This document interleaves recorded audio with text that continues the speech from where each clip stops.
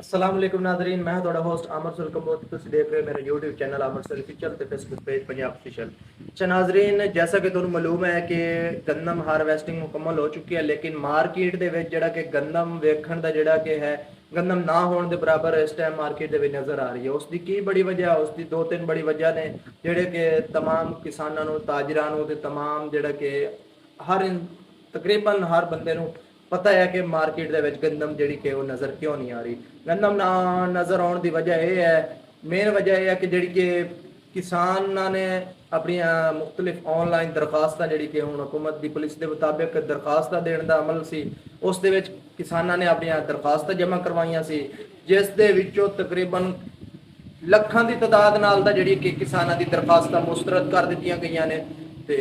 ਬਾਕੀ ਜਿਹੜਾ ਕਿ ਤਕਰੀਬਨ ਸਿਰਫ ਔਰ ਸਿਰਫ 88,000 ਜਿਹੜੀ ਕਿ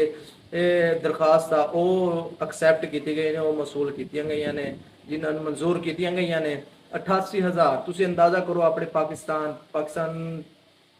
ਦੇ ਸੂਬੇ ਪੰਜਾਬ ਦੇ ਵਿੱਚ ਕਿੰਨਾ ਕਾਸ਼ਤਕਾਰ ਹੈ, ਕਿੰਨਾ ਜ਼ਿਮੀਂਦਾਰ ਹੈ, ਕਿੰਨੇ ਜੱਟ ਨੇ ਛੋਟੇ ਛੋਟੇ,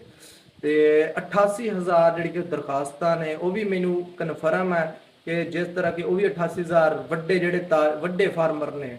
ਮੁਰੱਬਿਆਂ ਵਾਲੇ ਉਹਨਾਂ ਦੇ ਹੀ ਮਨਜ਼ੂਰ ਹੋਏ ਹੋਣਗੇ, ਬਾਕੀ ਛੋਟੇ ਫਾਰਮਰਾਂ ਨੂੰ ਤਾਂ ਮਿਲਨੇ ਹੀ ਕੋਈ ਨਹੀਂ ਹੈਗੇ।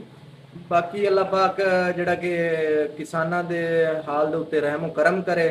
ਤੇ ਜਿਹੜਾ ਕਿ ਹਕੂਮਤ ਦਾ 3900 ਰੁਪਏ ਰੇਟ ਹੈ ਇਸ ਟਾਈਮ ਤੇ, ਲੇਕਿਨ ਹਕੂਮਤ ਦੀ ਜਿਹੜੇ ਕਿ ਗੰਦਮ ਖਰੀਦਣ ਦੀ ਨਾ ਜਿਹੜੀ ਕਿ ਵਜ੍ਹਾ ਆ, ਉਸ ਦੀ ਵਜ੍ਹਾ ਤੋਂ ਜਿਹੜਾ ਕਿ ਪ੍ਰਾਈਵੇਟ ਸੈਕਟਰ ਦੇ ਵਿੱਚ ਵਪਾਰੀ ਆੜਤੀ ਜਾਂ ਫਿਰ ਗੱਲਾ ਮੰਡੀ ਦੇ ਵਿੱਚ ਜੋ ਵੀ ਨੇ ਉਹ ਕਿਸਾਨ ਦੇ ਕੋਲੋਂ ਜਿਹੜੀ ਕਿ ਫਸਲ ਹੈ ਉਹ ਬਿਲਕੁਲ ਹੀ ਘੱਟ ਰੇਟ ਤੇ ਲੈ ਰਹੀ ਹੈ। 2500-2600 ਮਾਰਕੀਟ ਇੱਥੇ ਚਲਾ ਰਹੇ ਨੇ ਤੇ ਉਹ ਵੀ ਇਸ ਤਰ੍ਹਾਂ ਕਿ ਉਸ ਦੇ ਗੰਦਮ ਲੈ ਕੇ ਤੇ ਉਸ ਨੂੰ ਪੈਸੇ ਨਹੀਂ ਦਿੰਦੇ, ਉਹਨੂੰ ਮਹੀਨਾ 2 ਮਹੀਨੇ 4 ਮਹੀਨੇ 6 ਮਹੀਨਿਆਂ ਕਿਸ਼ਤਾਂ ਦੇ ਨਾਲ ਉਹਨੂੰ ਪੈਸੇ ਦਿੰਦੇ ਨੇ, ਜਿਸ ਦੇ ਵਿੱਚ ਵੇਖੋ ਅਗਰ ਫਾਰਮਰ ਦਾ ਇਹੀ ਹਾਲਾਤ ਰਿਹਾ ਤੇ ਪਾਕਿਸਤਾਨ ਦੀ ਮਈਸ਼ਤ ਬਹੁਤ ਹੀ ਜਲਦ ਖਤਮ ਹੋ ਜਾਏਗੀ, ਕਿਉਂਕਿ ਪਾਕਿਸਤਾਨ ਦੀ ਜਿਹੜੀ ਕਿ ਮਈਸ਼ਤ ਹੈ ਤਕਰੀਬਨ 70% ਜਿਹੜੀ ਕਿ ਹੈ ਉਹ ਜ਼ਰਾਤ ਦੇ ਉੱਤੇ ਮੁਨਸਲਿਕ ਆ। ਅਗਰ ਆਪਣੀ ਪਾਕਿਸਤਾਨ ਦੇ ਵਿੱਚ ਜ਼ਰਾਤ ਖਤਮ ਹੋ ਗਈ ਤੇ ਪਾਕਿਸਤਾਨ ਦੀ ਮਈਸ਼ਤ ਤਬਾਹ ਹੋ ਕੇ ਰਹਿ ਜਾਏਗੀ। ਤੇ ਬਾਕੀ ਅਗਰ ਫਾਰਮਰ ਦੇ ਵਾਸਤੇ ਕੁਝ ਨਾ ਕੀਤਾ ਗਿਆ, ਫਾਰਮਰ ਦੇਖੋ ਹੁਣ ਜੀ ਇਸ ਟਾਈਮ ਗੰਦਮ ਦਾ ਜਿਹੜਾ ਰੇਟ ਹੈ ਉਹ 2500-2600 ਆ ਤੇ ਜਿਹੜਾ ਕਿ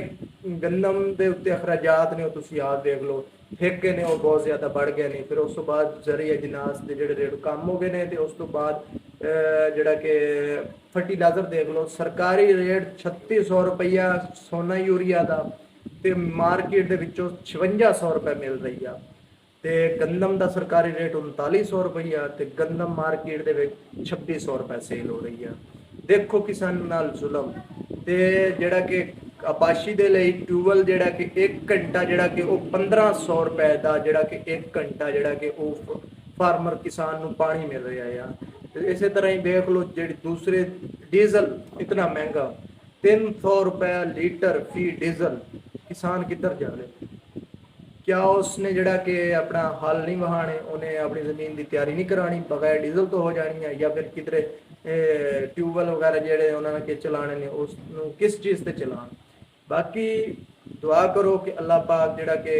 किसान के हाल ते रहमो करम करे ते, लेकिन किसान नाले बहुत ज़्यादा ज़्यादती है। असा भी कोशिश करते हैं तुसी भी आवाज़ उठाओ कि ताकि किसानों की जड़ी कि आवाज़ बुलंद होवे, किसानों के जोड़ा कि मोराल हाई हो, किसानों को उन्होंने हक मिलिया जाए। तो उम्मीद करता तुम्हें इस वीडियो के काफ़ी मालूमात मिलेगी तो तुम्हें वीडियो अच्छी लगी होगी। तुम अगर साढ़े चैनल पर नवे हैं तो साढ़े चैनल को सबसक्राइब करो तो बैल आइकन जरूर दबाओ ताकि साड़ी हर आने वाली नई वीडियो थोड़े तक सब तो पहले पहुँचे। तब तक अपने उस अमर सुल कंबोज इजाज़त दो। पाकिस्तान जिंदाबाद।